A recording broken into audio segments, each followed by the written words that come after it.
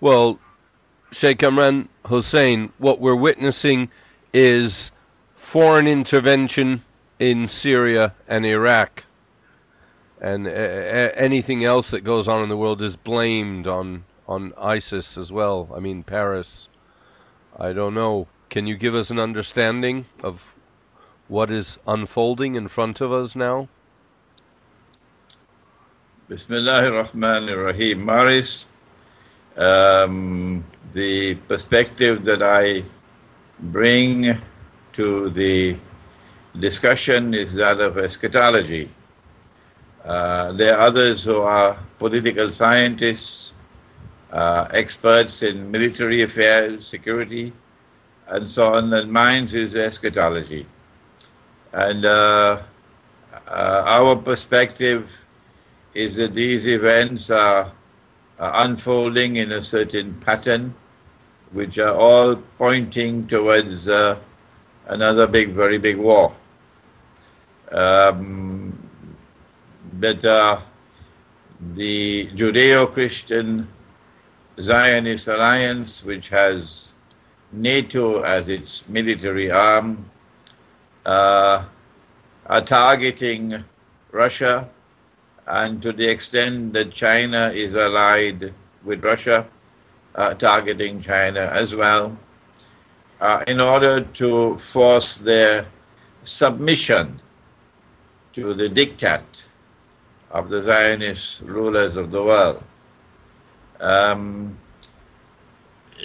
This has been a view which has been contested by many who consider nuclear war to be something not likely to take place. But yes, there can be wars, and we've already been having wars in the past, but not a nuclear war. Because in their opinion, nuclear war will be the end of the world, that there'll be no life after that in the world. We are of the opinion that not only will the nuclear war take place, and not only will there be great damage in the world, great destruction in the world, but that there is life in the world after nuclear war. Because the eschatological plan was for a ruling state to emerge in Pax Britannica, to be succeeded by a second ruling state, that is Pax Americana, and that there must be a third and a last ruling state, which would be Pax Judaica. Of course, the word Pax is a misnomer because it represents peace. But Pax Britannica and Pax Americana and Pax Judaica are not at all about peace, but about war and about lies. Our perspective is that Israel cannot rule the world when Israel is so small and the world is so big. Either that Israel must expand dramatically its territorial frontiers, or that the world must become smaller, must contract. And our view is that it is the second one, the second of the two possibilities that is now going to take place. That is, the world is going to become much smaller. The rump of the world, which will be left after nuclear war, would be manageable for Israel to establish her rule over the world. The second matter that we recognize from our Islamic eschatological perspective is that on the road that they are marching to eventual war with Russia, nuclear war, they are using every trick in the book to make it appear that they are themselves innocent, that they are not seeking war, and they want to put the blame on others. And they do so through something which is now recognized as a false flag, an act of terrorism, which they themselves plan and execute, and then put the blame for it on others. We become familiar with false flags. They used to happen more rarely, but since 9/11, they now are taking place very frequently. There was one in France called Charlie Hebdo, and then there was a second one that just occurred recently. And our Islamic eschatological perspective, which I assume will not differ from that of other Abrahamic religions, is that the universe is constructed as a moral order, and that events cannot occur without consequences, because there is an intelligent God, there is a just God who is ruling over the world, and he knows all things. And the consequence that emerges from the Quran of false flag terrorism is that one day these false flags are going to come home to roost.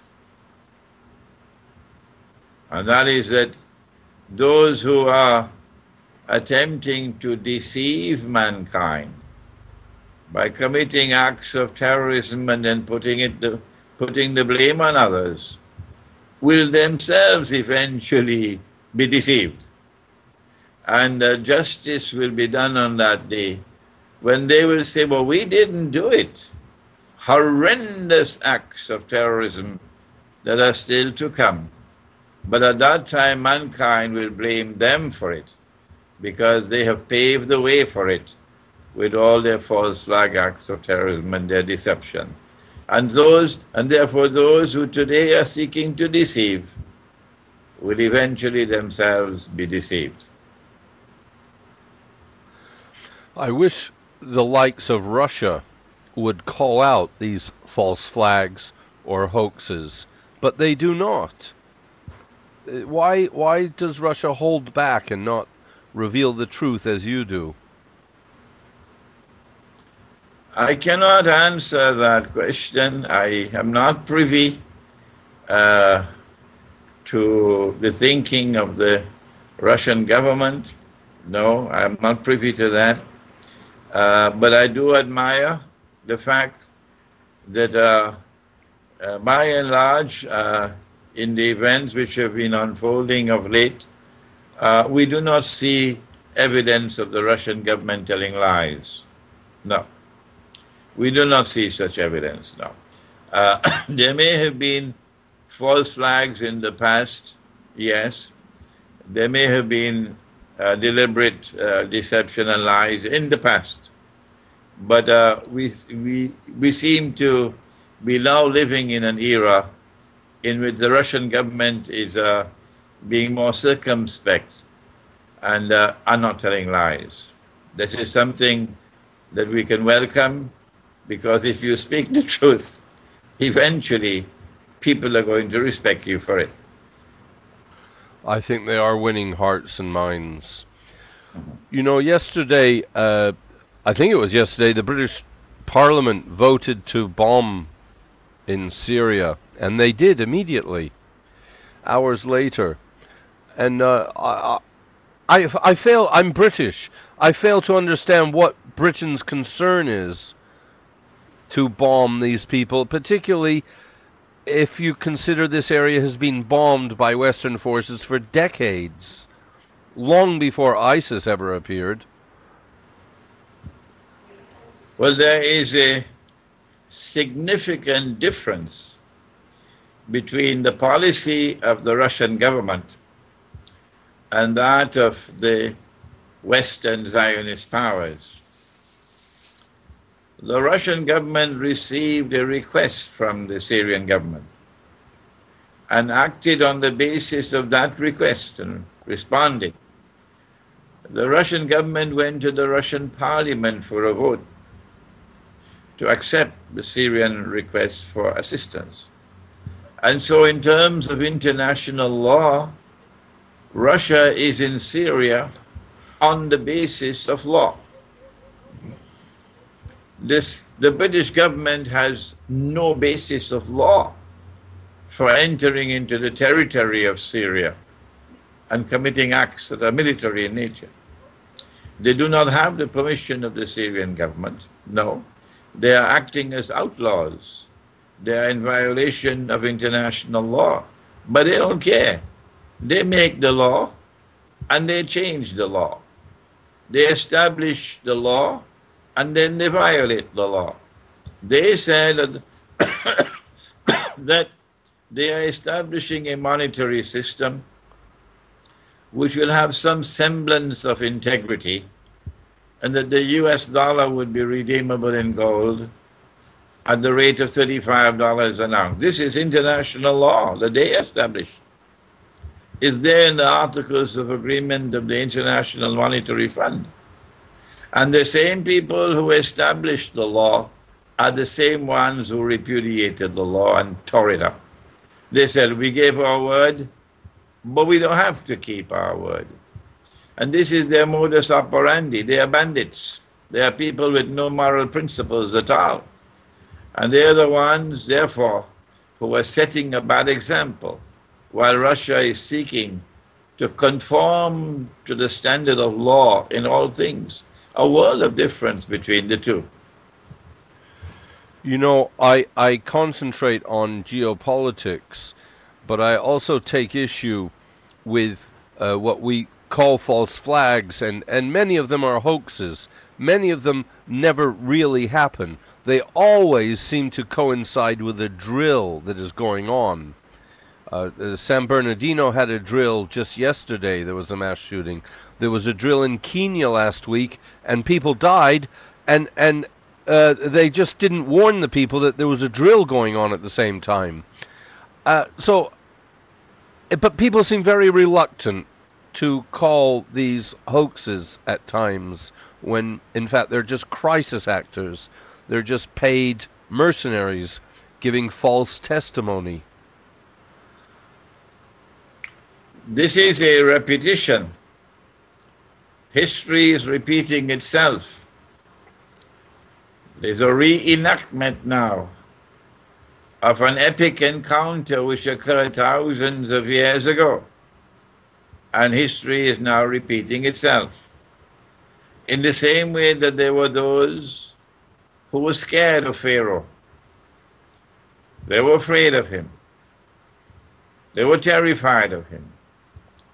They feared his punishment. They feared his anger. So too today there are those who know the truth, but are too scared to recognize it and proclaim it. There are those who find it to be more convenient to simply uncritically absorb whatever is being dished out to them in the media, because the alternative would be a life too difficult for them to live.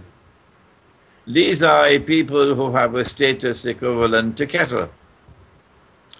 And then there are others who say, we cannot continue to make money. We cannot continue to prosper.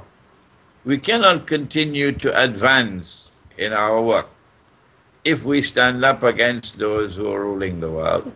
Yes, we recognize that there is deception and there are lies, but we have to put our tail between our legs and we have to ignore all of these things and be politically correct in our conduct.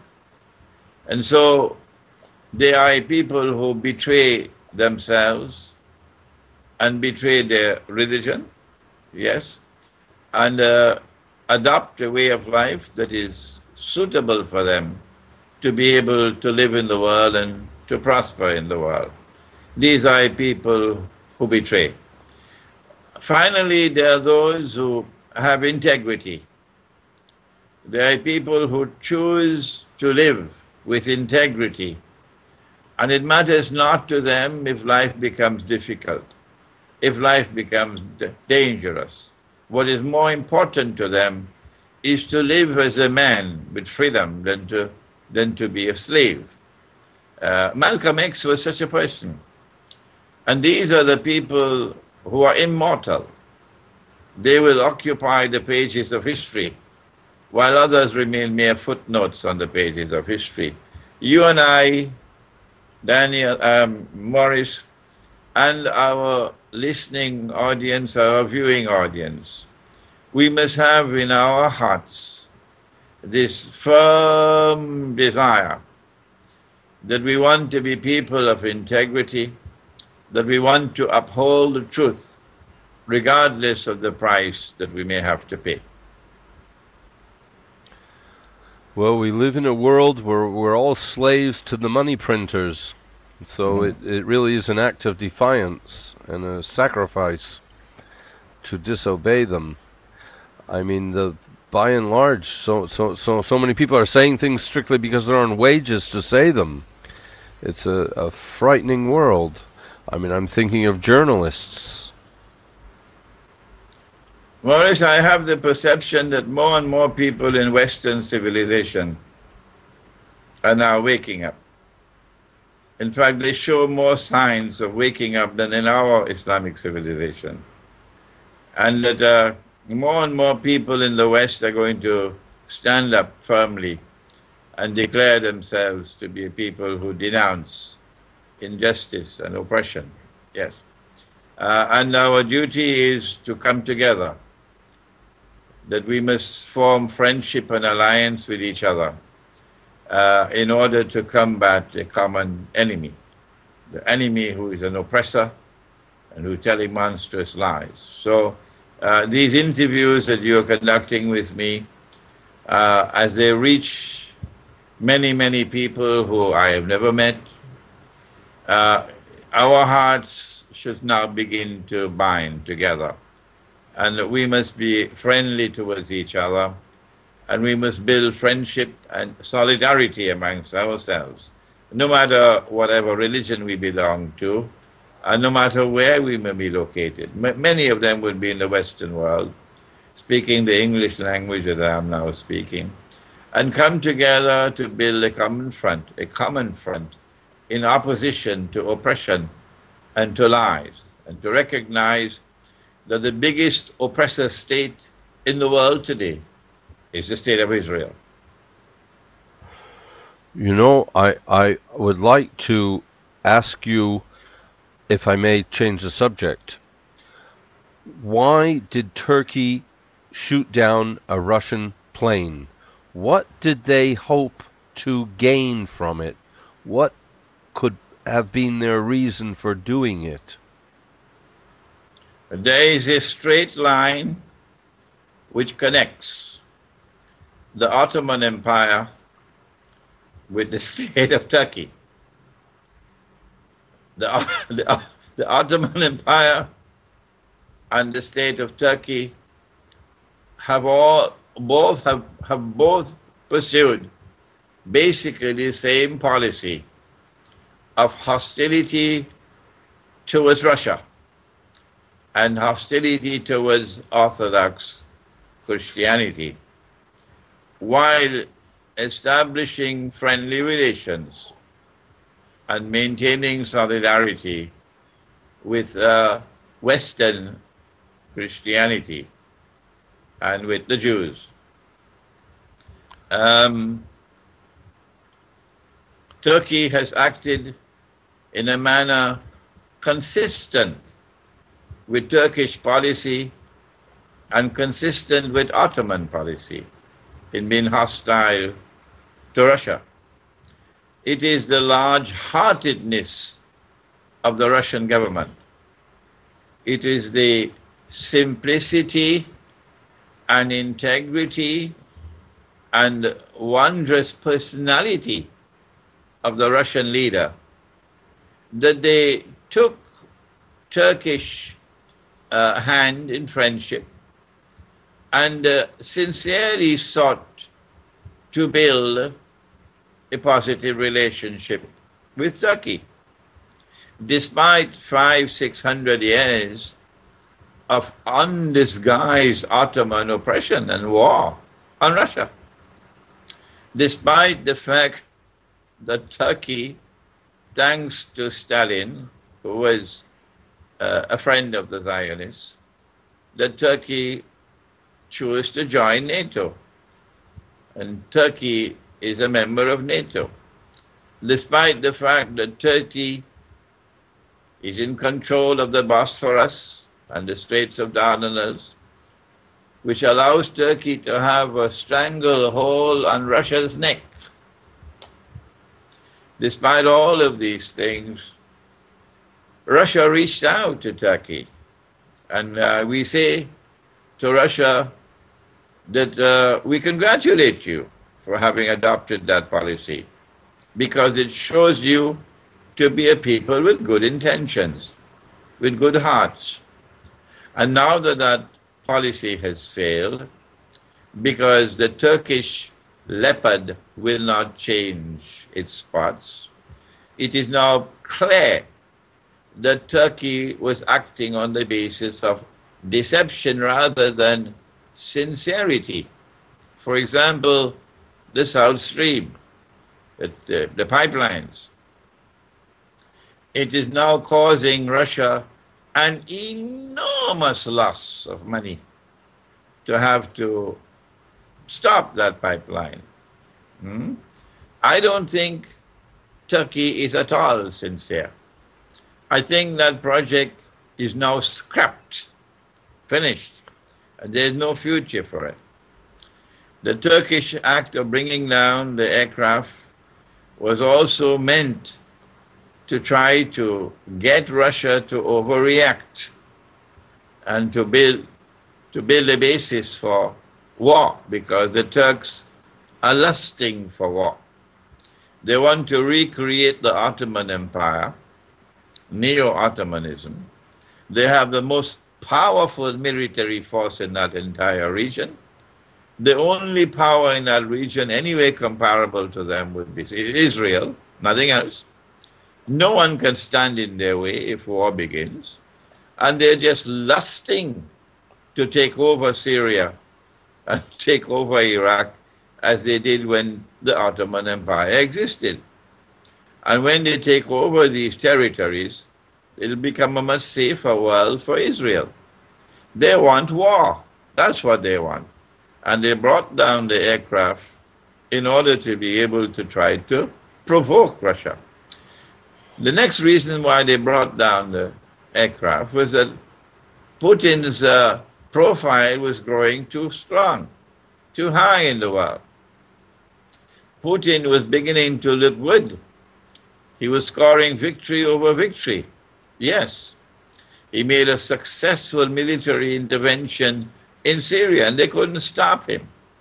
He has ISIS running, and they can't stop him.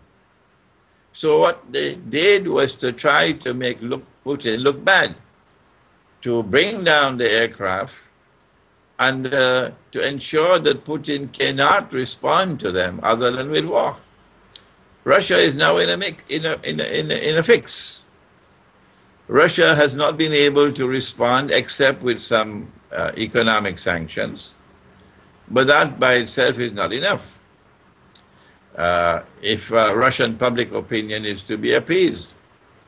What Russia needs to do is to try to win the battle for public opinion within Russia, that we will not escalate the situation at this time. No. We will accept the loss of our aircraft. We'll accept the loss of 2 of our personnel. We'll accept it. We are prepared to accept further losses. But we want to project an image to the world of a people who prefer peace to war, so that when the provocations keep on recurring, it becomes more and more clear to the world who are those who prefer war to peace. Who are the provocators? Who are the ones who want war? That's what the Russian policy should be. You know, when you look at the Middle East, in Syria in particular, one gets the feeling that the war's objectives are to empty the country of people. You could equally say to flatten the country to create a failed state. But just to focus on the mass exodus of people, it would appear to be a war aim. Our eschatology tells us that their objective is that they want to take control of Syria. Military control, political control. They establish their political dominion over Syria. Because if they do so, they'll be able to control Lebanon. And control over Syria and Lebanon would make it easier for Israel to wage the big war that Israel must wage in order to expand its territorial frontiers to encompass the biblical frontiers of the Holy Land. Dajjal, the false Messiah, cannot make the claim to be the true Messiah and expect any Jew to accept him as the Messiah if Israel does not expand to encompass the biblical frontiers of the Holy Land.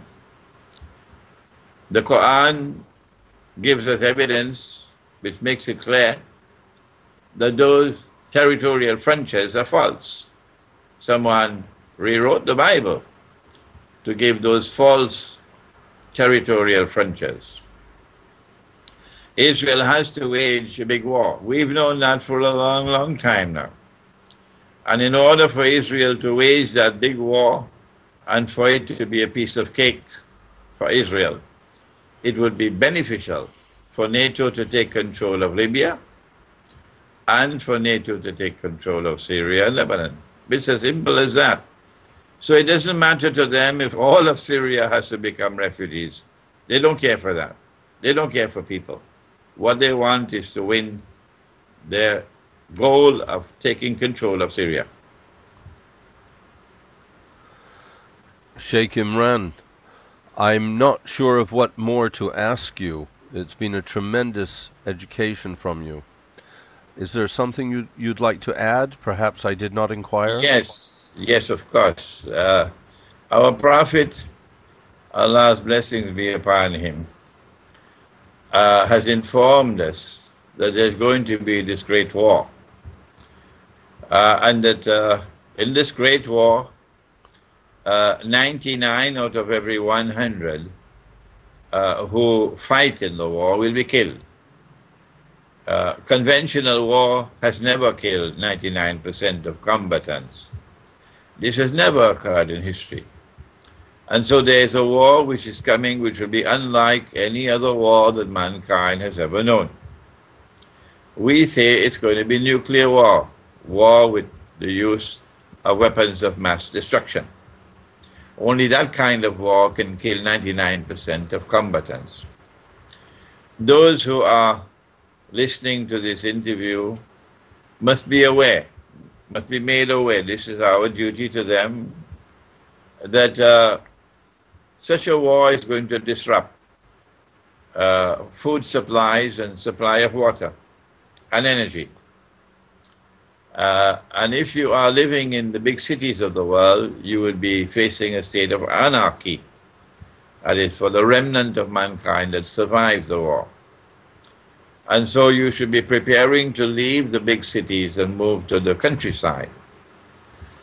Number two, that we should all, out of concern for our own selves and for our wives and children, we should all be stocking up on food and on water and on energy such as candles and so on. My guess would be safe for about 3 months.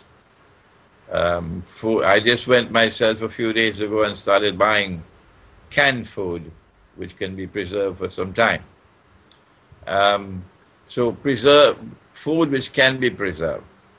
And that we should make a difference between water which is to be drunk, drinking water, and water for cooking, from water to be used otherwise, like washing dishes and so on, in the toilet and so on. And keep the drinking water preserved in glass bottles rather than plastic. We don't know what's going to happen when nuclear war takes place. what would nuclear radiation do to plastic? It is more likely that glass bottles might survive, and our water will still be there. Smaller bottles rather than bigger bottles. So if a bottle breaks, you won't lose 10, 15, 20 gallons of water. And that your drinking water in particular should be preserved in a place where falling debris from buildings falling and so on would not damage the bottles and break them.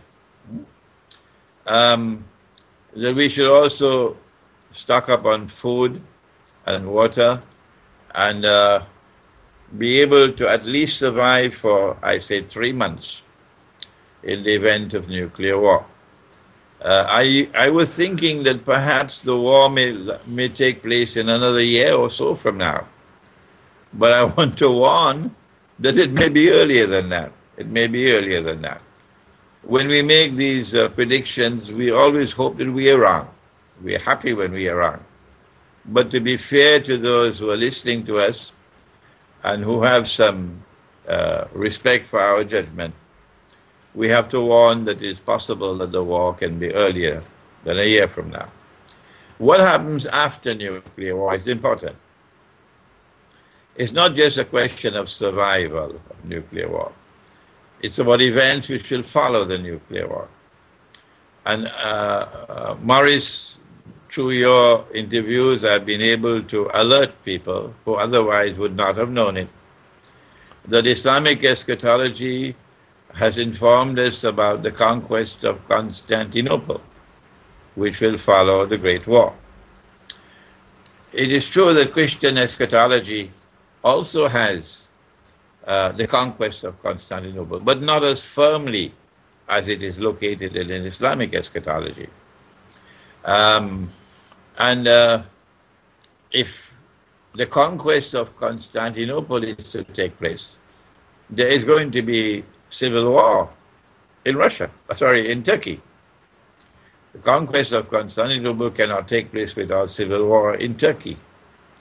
And so our policy should be adjusted, particularly Russia, should be adjusted in such a way that you do not antagonize all public opinion in Turkey. No.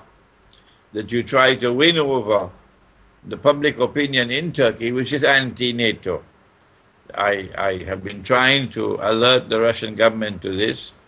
I don't know when I'm going to see policies from the Russian government which are specifically designed not to antagonize the entire public opinion in Turkey and bring Turkish nationalism to the fore, taking hold of all the Turkish people, but rather to design your policies in such a way that you're able to reach out to that part of the population of Turkey which is anti-NATO, because the conquest of Constantinople is now very clearly visible in sight after the Turkish shooting down of the Russian aircraft.